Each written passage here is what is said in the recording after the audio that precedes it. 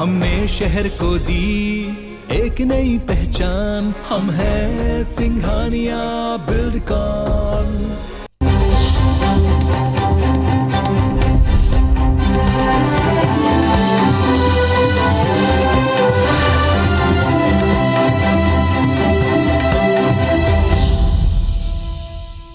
नमस्कार, आप देख रहे हैं मेरा मध्य प्रदेश। मैं हूं आपके साथ राहुल सौमित्र। कानून व्यवस्था को लेकर सीएम शिवराज की बड़ी बैठक हुई आज। इंटेलिजेंस सिस्टम को और भी मजबूत करने के निर्देश दिए गए हैं। 4 बड़ी खबरें, अब तक की बड़ी खबरें। इंटेलिजेंस सिस्टम को और मजबूत। भोपाल में अमित भाई शाह के दौरे पर बीजेपी ने बैठक की। दिल्ली में कांग्रेस की बैठक हुई है। 24 अकबर रोड पर यह बैठक हुई है। इसमें चुनाव को लेकर मंथन भी हुआ है। सीएम शिवराज ने बड़ी बैठक की है। कानून व्यवस्था को लेकर अफसरों को उन्होंने निर्देश दिया है। उन्होंने कहा है किसी भी कीमत पर शांति भंग नहीं होनी चाहिए। इंटेलिजेंस सिस्टम को और मजबूत करें। दंगाइयों पर कार्रवाई जारी रखें। मध्य प्रदेश में दंगा बर्दाश्त नहीं करूंगा, यह सीएम शिवराज सिंह चौहान ने बहुत क्लियर कर दिया है। सरकारी जमीन से कब्जा मुक्त कराने का अभियान चलाएं, उन्होंने यह भी कह दिया है। यानी सरकारी जमीन पर जो कब्जा करके लोग बैठे हैं उन्हें कब्जा मुक्त कराया जाए। अफसरों के यहां लगे कर्मचारियों को कम करें, यानी अफसरों के यहां जो कर्मचारी लगे हुए हैं उनकी संख्या भी कम कर दी जाए, ये उन्होंने कहा। मैंने मंत्रियों की सलामी बंद कराई है। अफसरों के घरों में गुलामी नहीं चलेगी, ये सीएम शिवराज सिंह चौहान ने 2 टूक कह दिया है। जो अधिकारी फील्ड पर नहीं जा रहे हैं उनकी सूची मुझे दें।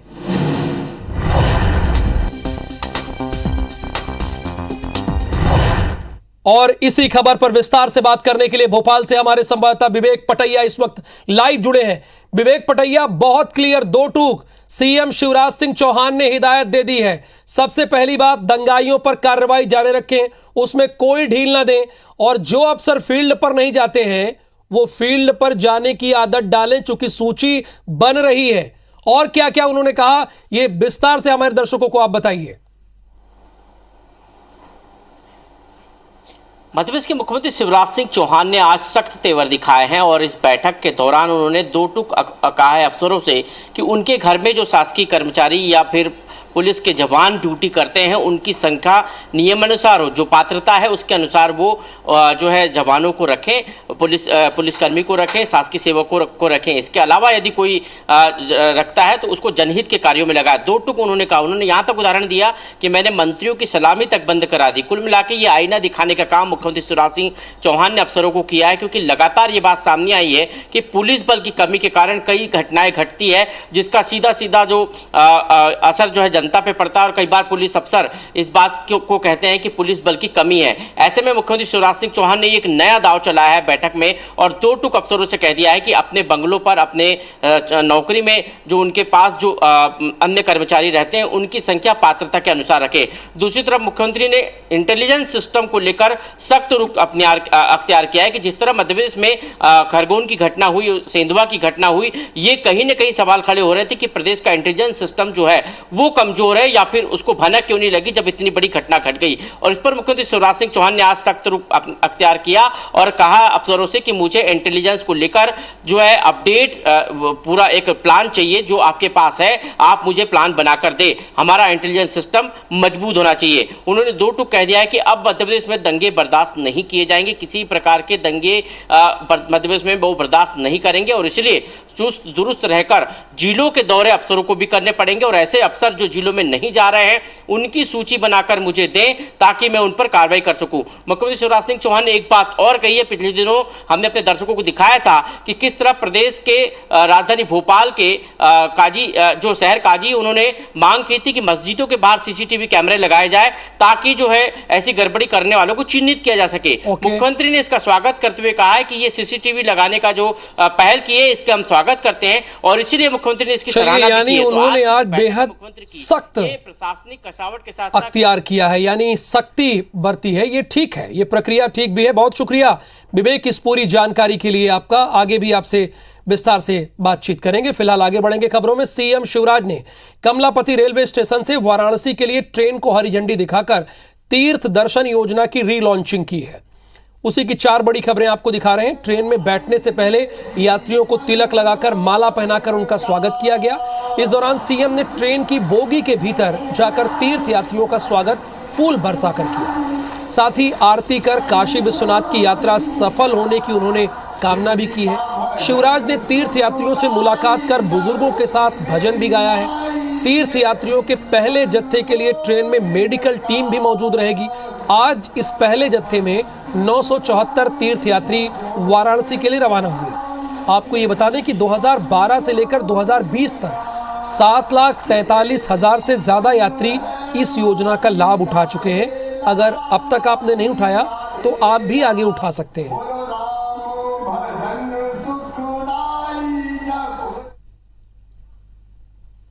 जीवन धन्य हो रहा है तीर्थ यात्रा करके, दर्शन करके लोगों का ये आत्मा का आनंद है। और हम भी जो तीर्थ यात्री है वो परम आनंदित है, परमानंद में डूबे हुए हैं और हमारा जीवन भी धन्य है। बीजेपी प्रदेश अध्यक्ष बीडी शर्मा भी सर, तीर्थ दर्शन यात्रा शुरू हो गई है श्रवण कुमार।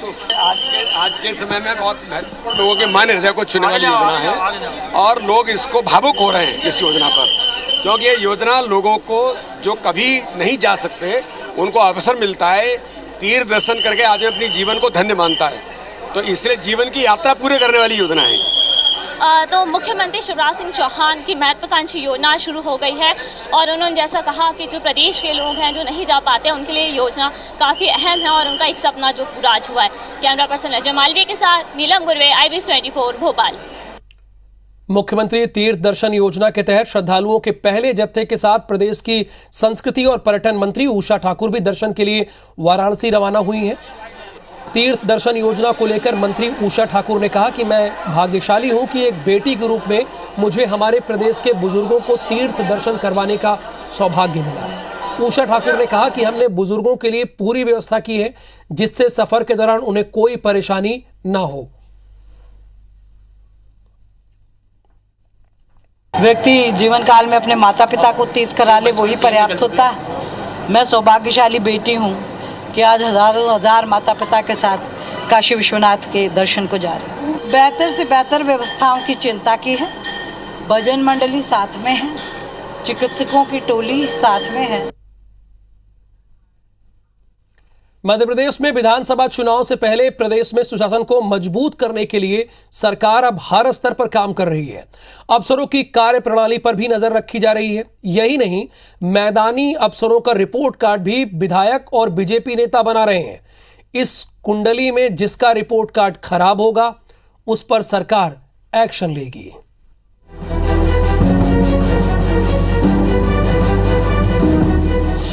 अफसर हो जाएं अलर्ट, क्योंकि माननीय बना रहे हैं मैदानी अफसरों की कुंडली।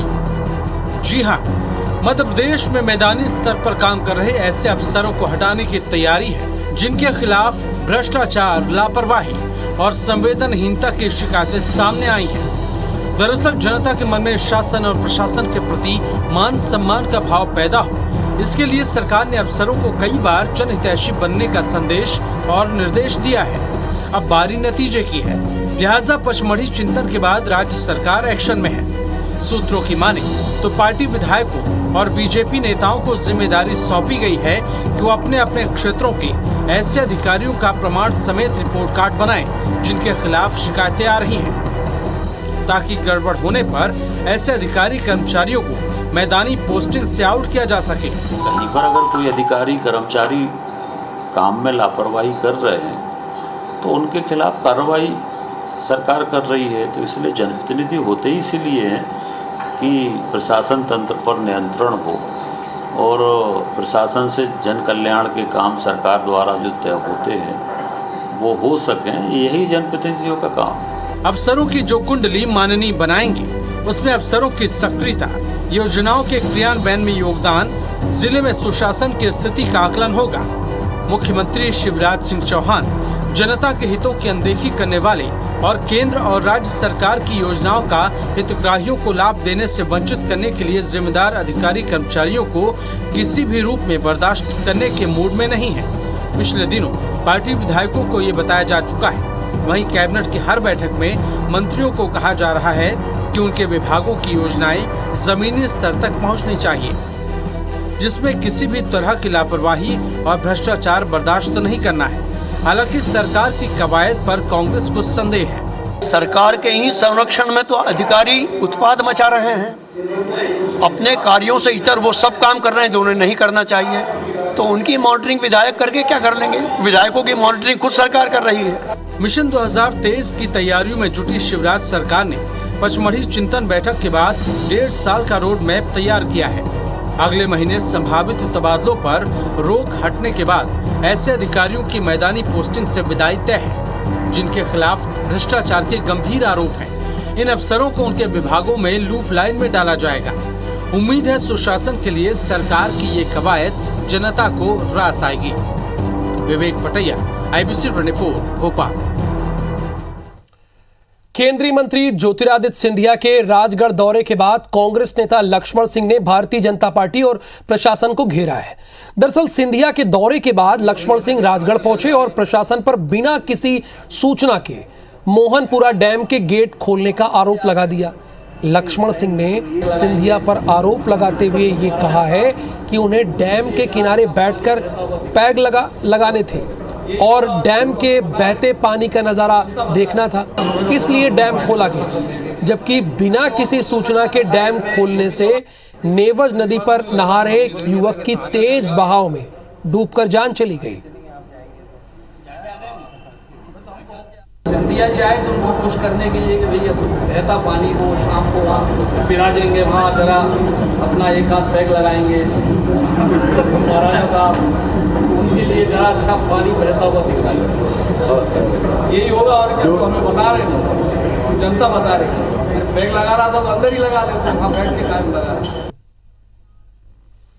मध्य प्रदेश की राजनीतिक स्थिति और आगामी चुनावों की रणनीति पर चर्चा करने के लिए प्रदेश अध्यक्ष कमलनाथ के साथ प्रदेश के नेताओं के एक प्रतिनिधिमंडल ने नई दिल्ली में कांग्रेस की अध्यक्ष सोनिया गांधी से आज मुलाकात की है।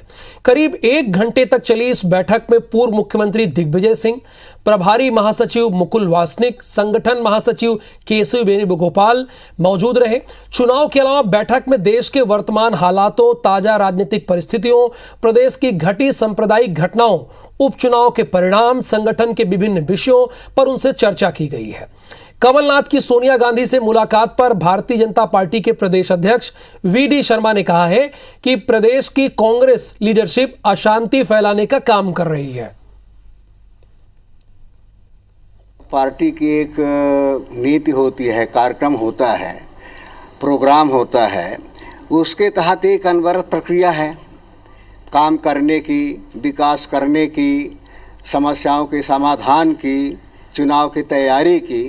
तो उसी संबंध में जो है इस तरह की मीटिंग होती रहती। लेकिन इतना मैं जरूर बताता हूं कि चाहे वो किसी से मिलें, मध्य प्रदेश के अंदर कांग्रेस की लीडरशिप जिस प्रकार से इस मध्य प्रदेश के शांतिपूर्ण वातावरण को बिगाड़ने का जो प्रयास करना चाहते हैं, तो चाहे उनको सोनिया जी इंस्ट्रक्शन दें या राहुल गांधी जी, मध्य प्रदेश के अंदर नहीं होगा।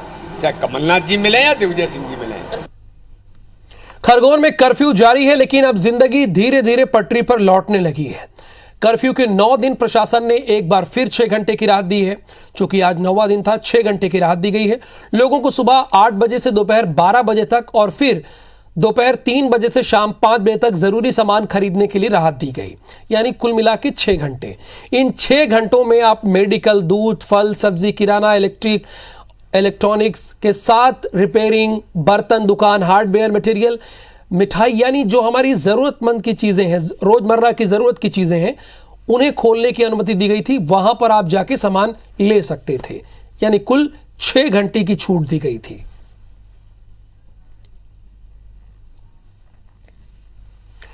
इंदौर के देवी अहिल्या विश्वविद्यालय में खरगोन में हुए दंगों की वजह से 10 मई तक होने वाली अंडर ग्रेजुएशन परीक्षाएं फिलहाल स्थगित कर दी गई हैं।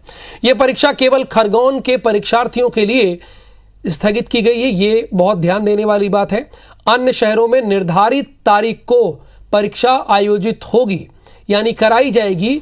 आपको इसके बारे में यह भी जानकारी दे दें कि दरअसल रामनवमी पर हुए दंगों की वजह से खरगोन में इन दिनों कर्फ्यू लगा हुआ है। 9 दिन हो गए, ये आप जान ही रहे हैं।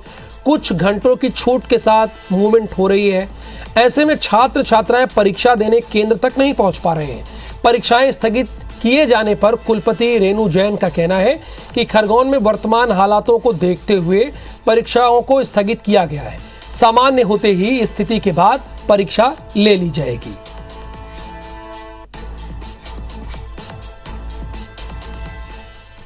और अब देख लेते हैं बिग न्यूज। साल 2024 में होने वाले लोकसभा चुनाव के लिए कांग्रेस ने अभी से रणनीति बनानी शुरू कर दी है। कांग्रेस पर अब राजनीतिक रणनीतिकार प्रशांत किशोर का सहारा ले रही है। प्रशांत किशोर के सुझावों पर काम करने के लिए कांग्रेस अध्यक्ष सोनिया गांधी ने वरिष्ठ नेताओं का पैनल बनाया है। दिल्ली पुलिस ने 16 अप्रैल को जहांगीरपुरी इलाके में भड़की हिंसा मामले में एक ही परिवार के 5 लोगों को गिरफ्तार किया, जबकि एक नाबालिग को हिरासत में लिया। अब तक इस मामले में 24 लोगों को गिरफ्तार किया जा चुका है, जिनमें से 3 नाबालिग भी हैं। जहांगीरपुरी हिंसा के बाद सीएम योगी आदित्यनाथ सख्त नजर आ रहे हैं। सीएम योगी ने कहा कि धार्मिक विचारधारा के अनुसार सभी को अपनी उपासना पद्धति को मानने की स्वतंत्रता है। माइक का प्रयोग किया जा सकता है, लेकिन यह सुनिश्चित हो कि उसकी आवाज परिसर से बाहर ना आए।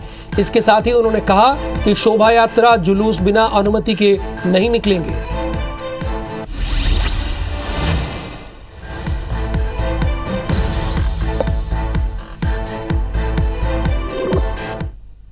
और अब बात करेंगे मेरा मध्य प्रदेश की। ग्वालियर में एयरफोर्स सेना के कर्मचारी ने खुद को कुंवारा बताकर 3 शादियां करने का मामला सामने आया है। यानी कुंवारा बता रहा है, लेकिन 3 शादियां उसकी हो चुकी है। तीसरी पत्नी को शक होने पर जब अपने स्तर से जांच पड़ताल की, तब इस बात का राज खुला। तीसरी पत्नी ने सरकारी आवास पर पति को दूसरी पत्नी के साथ रहते पकड़ा है, लेकिन आरोपी पति ने सीना ठोक कर कहा कि उसका शादी करने का धंधा है। साथ ही यह भी कहा कि वो झूठ बोलकर शादी करता है और दहेज के रूप में रुपए ऐंठता है। ये सारी बात उसने कही है।